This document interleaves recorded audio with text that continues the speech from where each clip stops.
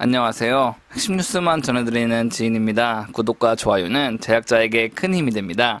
여름 휴가가 얼마 안 남았습니다. 즐거운 여름 휴가 보내시기 전에 7월 마지막 주도 파이팅 하시면 좋겠습니다.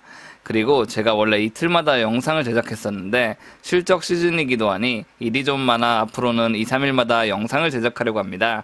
양해 부탁드립니다. 오늘 얘기해볼 기업은 MC넥스입니다.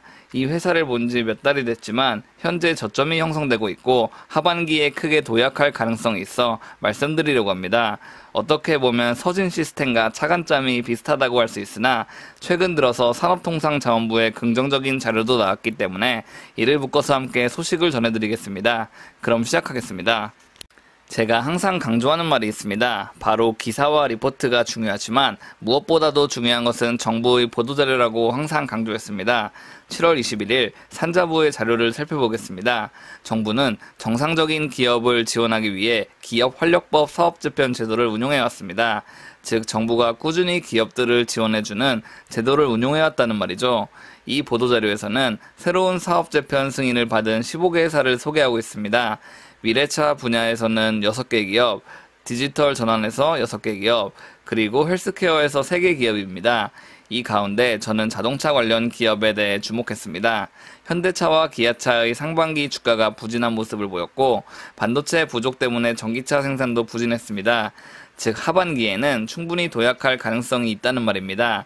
6개 기업 가운데 상장되어 있는 기업은 대성엘텍, 인팩, MC넥스, 한송네오텍입니다. 다만 MC넥스를 제외한 기업들은 시총이 너무 작고 수익이 안정적이지 않습니다. MC넥스는 유일하게 모바일 차량용 카메라 모듈서 활약을 해왔고 앞으로 자율주행차 인지센서 ADAS로 사업 영역을 넓혀나가고 있기 때문에 이에 대해 주목할 필요가 있다고 저는 보고 있습니다. 이번 사업 재편된 내용을 좀 더 자세히 보자면 정상기업의 선제적 체질 개선과 혁신 활동을 지원하겠다는 것이 핵심 골자입니다. 앞서 말씀드렸듯이 MC넥스는 모바일 카메라 모듈서 활약해왔습니다. 그런데 자율주행차 센서 분야에서 활약하려면 막대한 자금이 필요하고 이에 대한 제도적 지원이 뒷받침돼야 합니다. 이에 대해 정부가 보증해주겠다고 나선 것이나 다름없기 때문에 저는 MC넥스의 미래를 긍정적으로 보고 있습니다. MC넥스의 사업을 한 번 더 체크해 보겠습니다.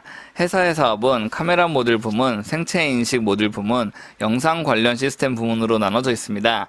대부분 핸드폰 관련 센서에 관한 사업을 해왔지만 영상 관련 시스템의 사업이 발전해 자율주행차 센서인 ADAS 분야의 사업을 넓혀나가는 기업이라고 볼 수 있습니다.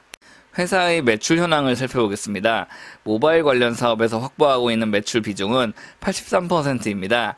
그리고 자동차 관련 사업에서 확보하고 있는 비중은 15%에 불과합니다. 기존 사업에서 자동차 사업의 비중을 꾸준히 늘려나가고 있지만 아직까지 모바일 관련 사업이 줄어드는 것을 알 수 있죠. 이번에는 리포트를 살펴보겠습니다. MC넥스는 국내 여러 대기업의 1차 협력사이며 카메라 관련 부품 점유율 1위를 기록하고 있습니다. 이에 더해 2030년까지 30개의 완성차의 ADAS 카메라와 후방 카메라 등을 공급할 예정이며 전장 부품 매출 비중도 꾸준히 상승할 것으로 예상됩니다. 즉 자율주행 부품 공급으로 밸류에이션 재평가가 조만간 발생할 것이라는 말입니다. 2022년 3단계 자율주행을 위한 부품 공급, 카메라 관련 솔루션 매출 가시화가 발생할 것이라는 말이죠.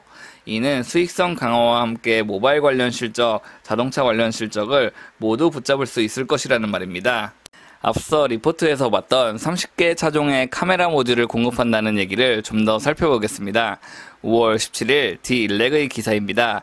MC넥스는 현대자동차 그룹이 2023년부터 출시하는 30개 차종에 적용할 카메라 각종 모듈을 수주했습니다. 이는 2023년부터 회사의 먹거리 걱정은 거의 없다는 말입니다. 자율주행 단계가 높아질수록 차선 인식, 주위 사물 인식 등이 중요해지기 때문에 카메라 기술이 필수로 요구됩니다. MC넥스는 자동차 주변 상황을 인지해 자동차 제어에 도움을 주고 ADAS 도입을 확대해 카메라 수익성이 크게 증가할 것이라고 말했습니다. 이에 더해 자율주행 기술 향상에도 적극 자사의 기술을 제공할 것이라고 말했습니다. 이는 MC넥스가 단순히 부품을 공급하는 1차 벤더를 넘어서 꾸준히 현대자동차 그룹과 협업을 할 수 있다고 볼 수 있습니다.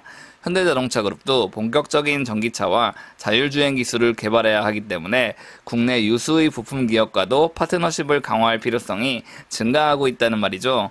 현재 MC넥스의 자동차용 부품의 매출은 15%밖에 되지 않는데 자동차용 부품 공장의 캐파를 증가시키기 위해 조만간 현대차그룹 또는 정부의 지원이 있을 것으로 예상됩니다.